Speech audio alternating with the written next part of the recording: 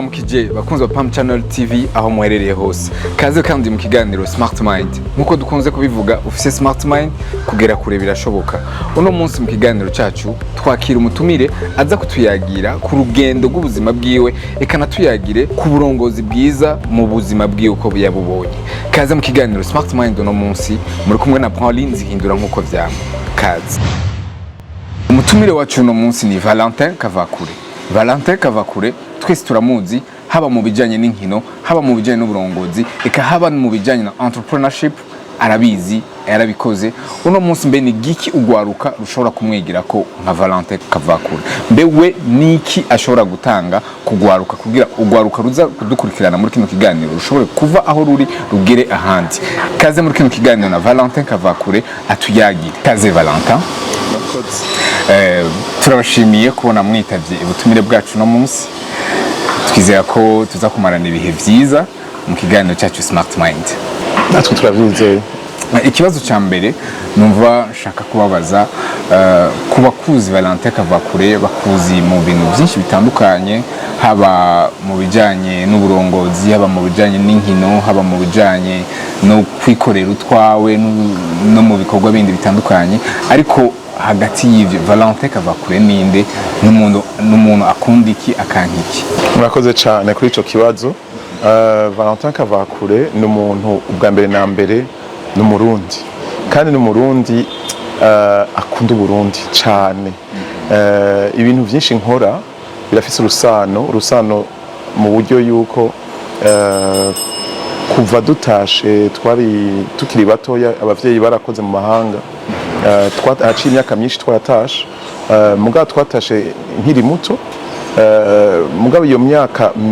itari mike twabaye hanze yatumye fise ngira umutima wo gukunda Burundi cyane, ngira umutima wo kuvuga mbega ni igiki nokora kugira Uburundi umunsi umwe buzose nk'ivyo nabonye mu mahanga. Yego rero mwavuze ko nkora mu bintu byinshi, nivyo ubwa mbere na mbere ndi umukozi wa leta. Benshi nivyo ntavyo bari bazi, ndi umuntu nkora mu gisata c'ingenzi kuva umwaka w'2008 kwezi kwindwi, ndumva imyaka irikira yegereza 14, irica inzoba nkwije 14 nkora mu vy'ingenzi. Navyo narabigiyemo justement nkuko narimvuze kubwo gukunda cyane Burundi. Ikindi cya kabiri wavuze ngo naragiye mu bintu by'uburongozi bwo kwifuza kuba ego je sinzi, hari ibintu jamwe ugasanga biri muri kamere kawe, ugasanga ni impano wavukanye. Ndi umuntu sinzi iyo ngiye mu kintu usanga rimwe abandi bakwizera bakakwizera kwera peut-être vyiyumvira uvuga canke ubukerebutsi werekanye. Nagiye mu byo kwifuza kuja kurongora abandi kubera iyo mvo yuko nabona cyane yuko gwaruka canke abarundi butaronka amahirwe menshi kubijanye n'ubutunzi. Gukora narabona ibiriko biraba, nkabona yuko umuntu ashobora guterera ibindi vyiyumviro birusha ku bisanzwe bihari. Ni muri iyo ntumbero niyumviriye yuko nogira ico nterera, sinterere abo dusanzwe duhurira ngaho Bujumbura, mbwa cyo guterera abarundi bose ivyiyumviro byo bafasha kunagura ubuzima bwabo bwa misi yose. Ca gatatu ndi mu nkino, ndarongoye umugwi w'umupira w'amaboko wa basketball witwa Mutanga United. Narakinye kuva mfise imyaka 11 gushika ubu mfise imyaka 24 mbabarire, urumva si mike. Ariko muri cya kigabane cy'ugwaruka uracyari cyane gose. Ikindi mwavuze ndi n'umugwiza tunga, ndagerageza kwikorera utwanje, kandi ivyo vyo nabikoze rero kuva kera. Ngira ndabatera inkuru abanzi ahantu je natanguye kugira noita esprit d'entrepreneuriat, sinzi ngene mu bivuga mu Kirundi, umutima gushaka kwiyungunganya kwitunganiriza ivyawe. Nababwiye ko nibeza ko nawukuye muri iyo myaka mikeyi, twari twabaye hanze tukiri bato hari mu gihugu ca Amerika, Etats-Unis. Twatahutse mfise imyaka 14, ntivyabujije yuko hariya ubona akarorero yuko umwana naho akiri muto baramwigisha agakora udukorwa akaronka uduhera twiwe, aho kugenda gusaba umuvyeyi amahera ya agent de poche mugabo ukayakorera soit tukagira isuku muhira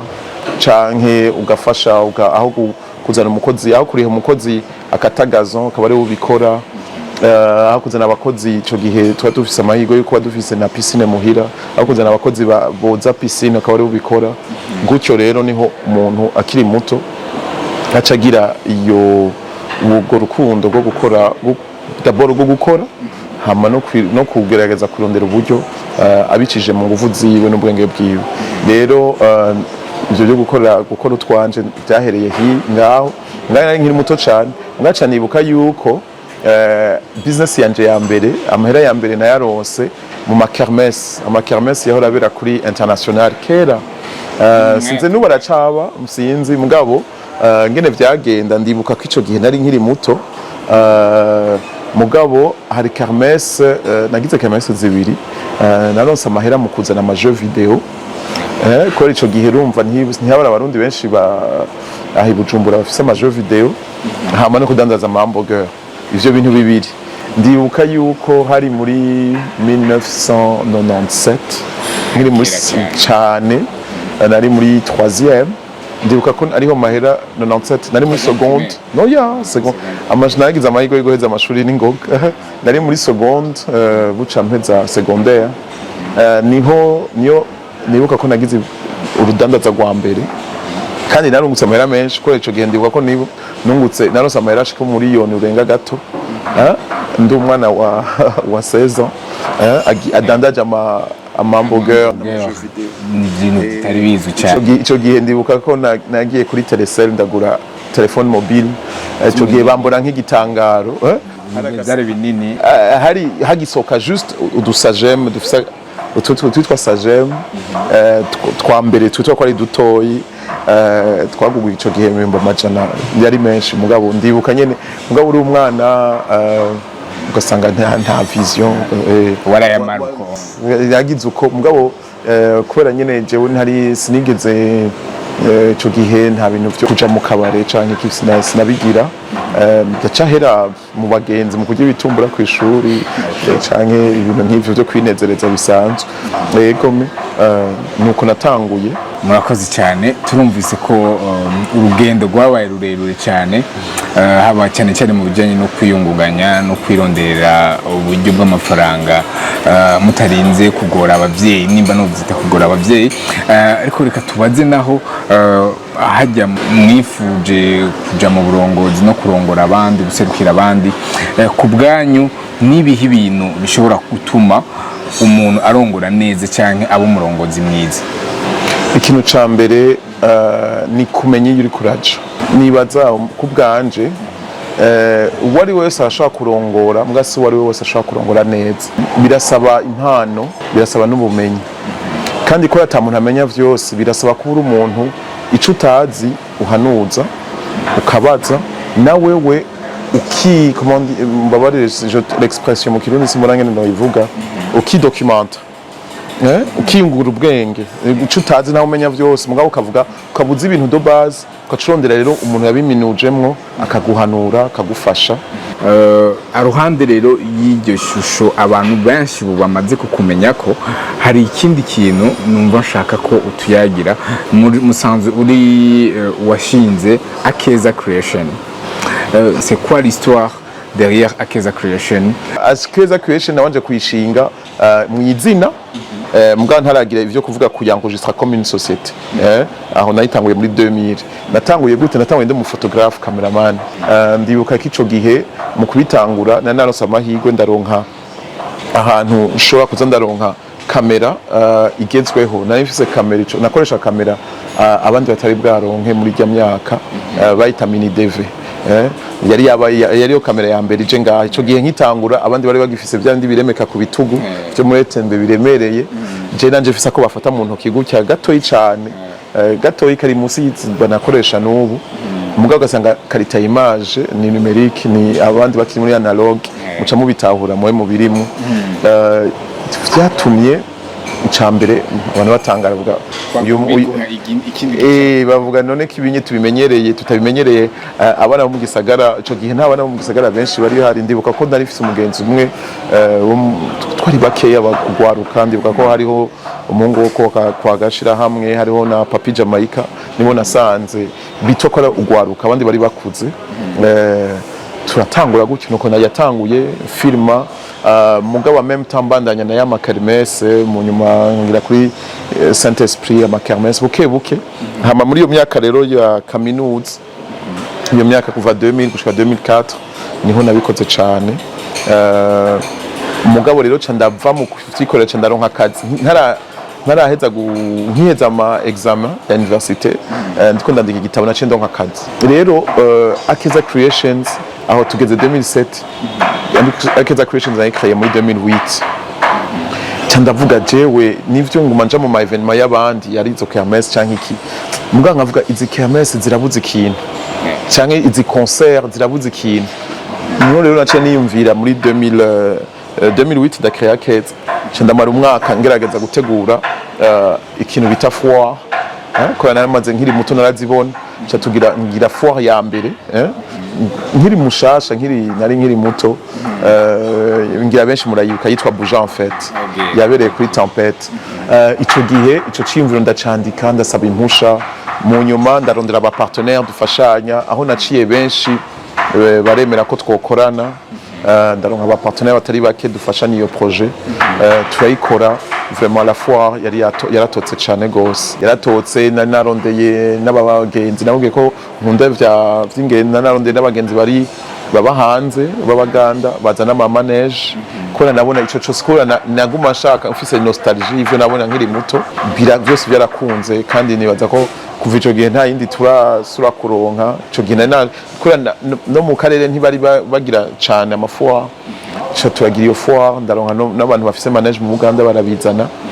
mugabo imyaka ikurikira nabone bace babona yuko ivy'amafuwa birimo amahera bace baguma bagira iwabo donc ntibashobora kugaruka kubigira kudufa ngo dukorane reka tubikorera iwacu hari abantu benshi kurusha hari uburyo bwinshi kurusha nuko rero evenementiel na n'ishirahamwe ya Akeza yatanguye turumvise histoire ya Akeza turumvise urugendo rwanyu muri rusangi uno munsi kugira umuntu ariko aradukurikirana kuri Pam Channel TV mu kiganiro Smart Mind ashobore kugera aho mugeze nirihe banga akwiye kugendera ibanga rya mbere ni kubana neza n'abantu niryo rya mbere hama ugaca bugufi ukemera yuko atawumenya vyose uhuye n'umuntu ukamubonamwo ubumenyi wowe udafise mvuze guca bugufi kenshi hari igihe ubona umuntu ukabona ko afise talent mugabo ukaca ushaka reka ngira ivyo akoze ngira ivyo agize wowe yabirishije amaso ntuzi akazi ntuzi amasaha aba yakoze yitegura ubumenyi aba yarondeye wowe ukaca ushaka kugira ivyo akoze sivyo hama aho guca bugufi ukamwegera ukamubwira nje nabonye ibyo ukora nabishimye uwo ushobora kunyigisha niyo mpanuro d'abord kubana neza n'abantu no guca bugufi ukegera abantu mbega niya attitude cyangwa imigenderanire myiza umuntu yiyungunganya cyangwa umugwiza atunga w'umujene cyangwa ugwaruka akwiye kugendera akwiye kugira na banke yiwe cyangwa n'amabanke muri rusange ico no hanura nuko ugerageza kurondera ubwizigirwa hagati yawe we na banke yawe niko gukorana neza hama ikindi ca kabiri arico gihwambaye kwirinda gufata amadeni utaharuye neza ayo uzokwishura kandi utaharuye neza ukungene uzoyishura jewe ico no hanura jewe sinobabesha fata amadeni gake kabaho bigukundiye gake kabaho ni kuvuga iki mu gusaba mu kunegosia icambere uwo muntu aguha isoko mukiganira ni muganira urabe yuko atoguha ico bita avance deposit ituma yuko ushobora gukora isoko ryiwe ukoresheje amahera yiwe iyo niyo mpanuro ya mbere noha abagitangura ivyabo gerageza uko ushoboye kose ukoreshe wirinde gufata ideni a court terme wishura mu mwanya muto kora kenshi usanga inyungu yazayo ari ndende sivyo nico ca mbere ukungene Donc nous facture, il faut kumenya ngene facture n'ingene négocie. Donc là bigaruka ku yindi émission lors de négociation burya business cyane ihagaze sur ngene négocie. We nka Valenti Kavakure ndakeka ko muri ivyo bihe byose waciyemo hari ibintu wahavuye uhitamo kugendererako. Turashobora tubwira nk'ibintu bitanu canke bitatu bikuranga bituma uyu munsi ibikorwa vyawe bikomeza kuja imbere. Cambere ikintu cambere ni ikintu citwa innovation et créativité. Ni kuvuga mu byo uzokora byose ntuzobura uwa mbere ubikoze. Hazobaraho n'abandi bariko barabikora. Icambere gerageza gufata umwanya wiyumvire akarusho wewe uzobuzanye abandi badafise. Uzana kintu gishasha kora kenshi biratworohera cyane ngaha muri Afrika gukoporora ivyundi yakoze. Donc icambere rero qualité ya mbere mbona ni kuba ufise creativity. Cya kabiri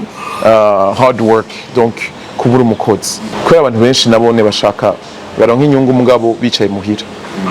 Udatigise ntuzoronka naco uzoronka. Utavuye mu nzu ngo uri gukorera ku telefone business ntibizokunda. Il faut kugira travail intellectuel yo kuyumvira na travail physique. Uteza kuvanga les deux. Nka jewe ikintu cyane novuga kindanga ni icyo rero niyo qualité ya gatatu rero navuze creativity, navuze kuba umukozi, haba ni kuba umuntu wiyemera, kuba confident. Sivyo jewe ndavuga okay uno musi ngize jewe mbonye ta marché fils ndayikreye ngenda for example ndavuga uno musi okay muri aka kanya nta soko ndiko ndakora reka ngende muri assurance kanaka mugabe mbere ko njayo ca nicara okay assurance ncangbanza nkagira recherche assurance ukagenda ukayivisita nk'umuntu ukabaza ibibazo bisanzwe nk'uje kugira ujewe kwanza ngenda nkagira nka abonnement y'umuduga nkabaza utubazo ntibamenye ivyo ndimo ngacangaruka tuvuga okay nuko bakora nkaca kuri internet avuga abandi bakora gute uhejeje kuraba kuri internet ukamenya ivyo abandi bafise ino badafise ukaca ugenda ugasaba umubonano uri smart wambaye neza uri confident wamaze kugira ya recherche witeguye uzi ivyo ugiye kuvuga utagiye kudedenganya bishobotse ufata utunote dukeye tugufasha kwibuka ivyo ugiye kuvuga kugira ntuburandire uvuga ibidakenewe kubera kenshi abadisideur ntibazoguha umwanya mwinshi ni ngiye kunegosia ikintu ntuzubaze ko bazokurenza iminota 5 fo ugenda wabiteguye ko ushobora kubivuga mu minota 5 nje kubazanira kuba proposer un produit nshasha inotera maze kubona handi nibaza ko no mwanya yo batokera igenda kuno kumva ko wayiteguriye ama avantage n'ama inconvénients yose ukayavuga n'igiciro ino cyane ibintu byose bakumviriza bumvise igiciro est-ce que ni menshi cyangwa si menshi ukaba hamukabereka est-ce que ikico kintu kizobazanira inyungu cyangwa ntanzu inyungu kizobazanira rero iyo yari qualité ya gatatu nako ndavuga kuba confident nabavuye qualité zitatu nahereye kuri creativité hard work confidence ubu rero tugera tuje ku kindi ca kane efficiency ni kuvuga ntugire ama dépenses adakenewe muri business yawe ntugire dépenses zidakenewe niyo ndababwira ikintu kimwe ikosa ryinshi abantu bagitangura ivyabo bakunda kugira cyane muri Afrika aho iwacu mu Burundi kubera nababwiye ko ubutunzi bwacu butarashika ku rugero runini sama opportunité si menshi ntihari amasosiyete menshi ashobora kuguha ico kiraka sivyo rero ivyo ugira vyose ifo kwevita nibuka kakarona baka imipira kwevita ko umugira amacharge agutwara amahera iyo utari kurakora mushatse kuvuga iki efficiency ntugende gutangura gufata ikibiro c'umuriyoni canke c'amahera menshi ugura n'amameuble meza udekora utararonka n'amasoko jenge ndababwire nkitangura akeza aho 2008 narafashe un bureau ndamara nka une année nayifashe kuri 28 novembre nta mukiriya n'umwe yaza muri iyo biro yacu kubera iki kubera ko nababwiye ko jewe amasoko kenshi nijengira initsenda vuga no museka nje kuraba naga nkaja kurabaye tukavugana naho nyene tugahereza aho nyene akeneye ama information complémentaire nkazogaruka ko yamupresenta mu biro vyiwe katusanga nari mvise bureau nari mvise mu secrétaire niwe yankebuye vuga boss none ko maze umwaka wose ahantu mpanagura akabati vumbi nta muntu n'umwe yigeraza ngaho tugire gute yabara hadepoza nk'ubunye wasumissione bakadepoza ama offre mugabo rero ntimuze kugenda guhutira gufata amabiro le monde aujourd'hui est numérique le monde aujourd'hui et digital sivyo ica mu nguruka bumenye niko bavuga ntuze kudepensa amahera yawe ku bintu farfelu ku bintu bidakenewe cyane sivyo fata example batanguye business yawe ntugende gutangura kwangaje abantu ngo kejewe ndisure ngo gutangura kwangaje abantu ngo uzobaha akazi no par exemple ngenda bareka karorero nka jewe nta staff iri permanent office jewe nta staff permanent office ubunye mfise akabiro ka mbere gato kabaho karimwo juste desk sivyo badepose aho ka adresse jewe nkoreramwo gusa dans ce marché j'engage à la tâche sivyo dans ce soko nabagize wangaje mu mwanya ukabahemba uwo mwanya bikagenda uhejeje kugabanya amasharge sivyo cyo gabanya vyinshi ama assurance maladie ama vyinshi sivyo c'est à la tâche udafise akazi nk'unyu maze nka ndashaka kumara 3 mois atakazi mfise muga nta charge mfise sivyo nguma ndi kuri solde zero muga sinja muri mois muri liside muravyumva ico ni exemple ica kabiri marketing nugende gufata buri ko yariha ibintu vyinshi nka publicité muri televiziyo muki ubu hari le monde numérique ikorera akantu wewe nyene na telefone nawo kwicara ukifilma ukivuga ukaca ukerekana ibyo ariyo atelier arizo mpuzu gira ari iyo midugu ukotesha yerekane muri video ugashire ku marezo sociaux sivyo networking ariyo qualité ya nyuma ngira nshikeko nivyo nari mvuze qualité ya gatanu iri important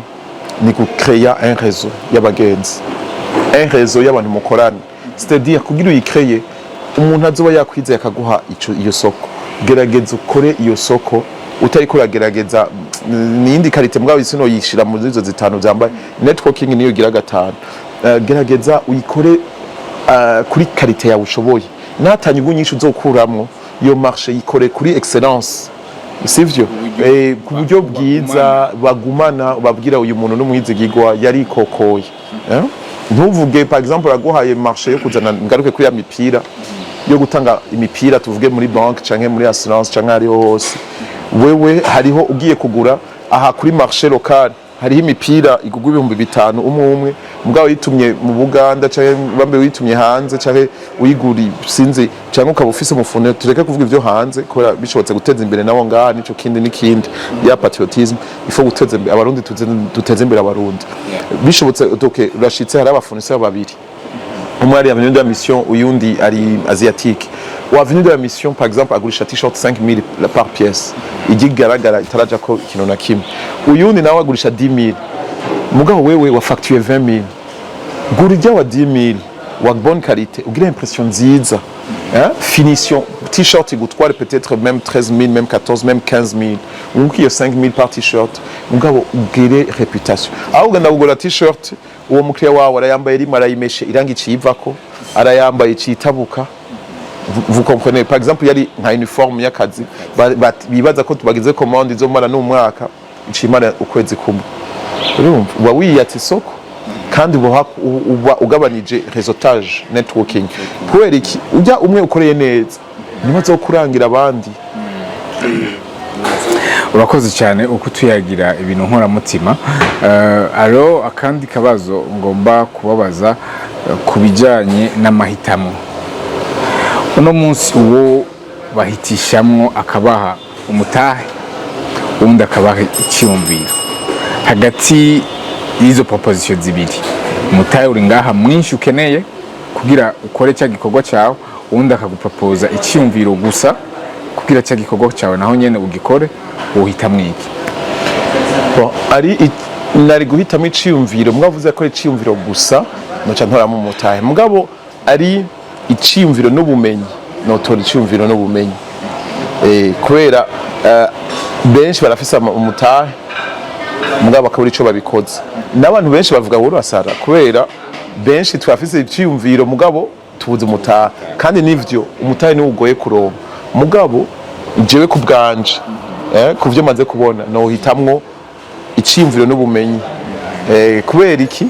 ufise iciyumviro n'ubumenyi cisa kizogenera umutahe munini cyane kurusha nababwiye ugerageze ukora ivyo abandi batakora akora murakoze uno munsi wobaha nk'ubu bakavuga ati siho muri si huri muri staff yawe harimo umujene ari integre wifuza ko ashobora kuguma amanaginga boate yanyu, ni yahe manuro mutekerera kugira ayimanaginga nkuko yoba ari wewe uriko urayimanaginga à ton absence? Ikintu ca mbere nababwiye ko ko twese turi complémentaire, kandi ko nababwiye ko ikosa rinini abantu bakora bagitangura ni kudahanuza. Jewe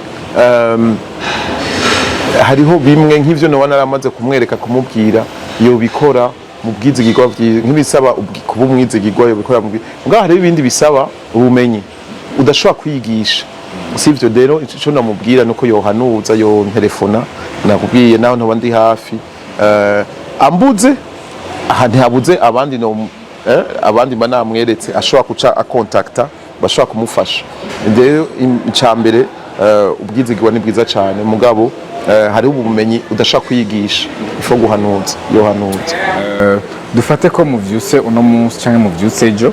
nta mutahe nta contact nta networking mufise, ikintu cyonyine mufise n'ubwo bumenyi, hama ibindi vyose ntavyo mufise. Même l'entreprise yasubiye hasi, ba bantu bose mwari muzinanye siyo bakiri, ni gute wokora kugira usubire kandi uvyuke ufise ubumenyi gusa ufise experience? Ni ciza cyane. Jewe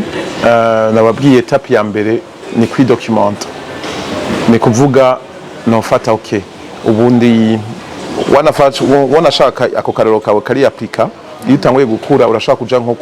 mu gihugu gishasha, urashaka gutangura ivyawe ahantu atanu umwuzi, utazi imigenderanire yabo, utazi ivyiyumviro, imico yabo.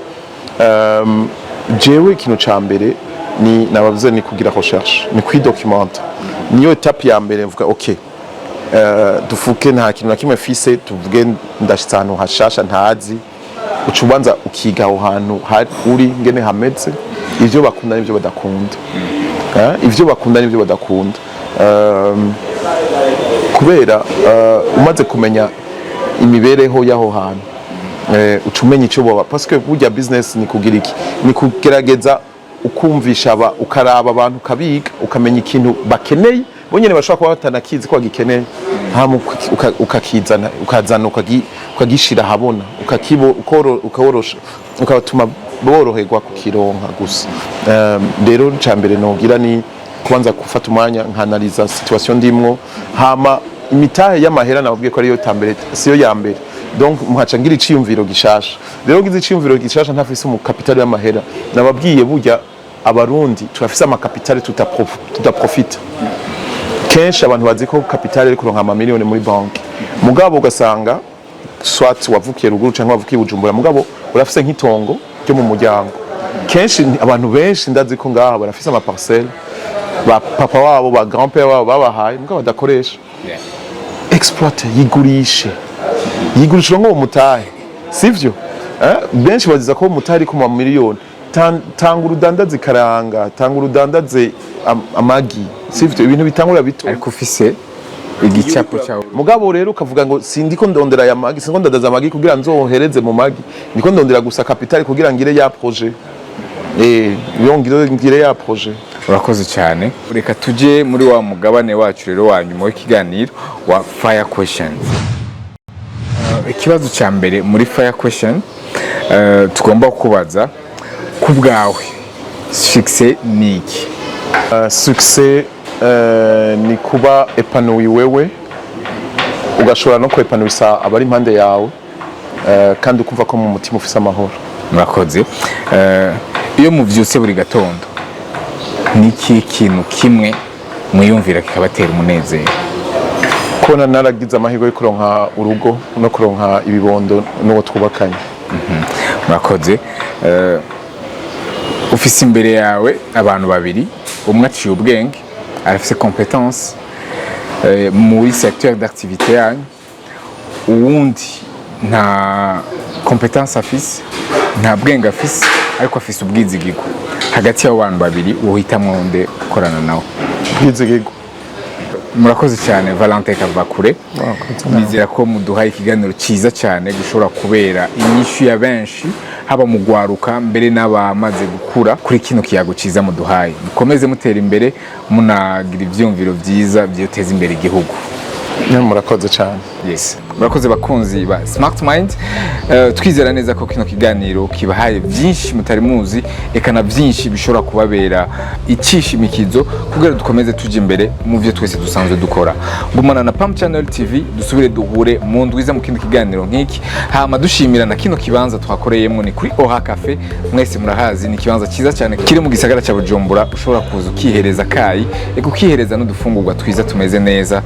Gumana na Pam Channel TV. Murakoze.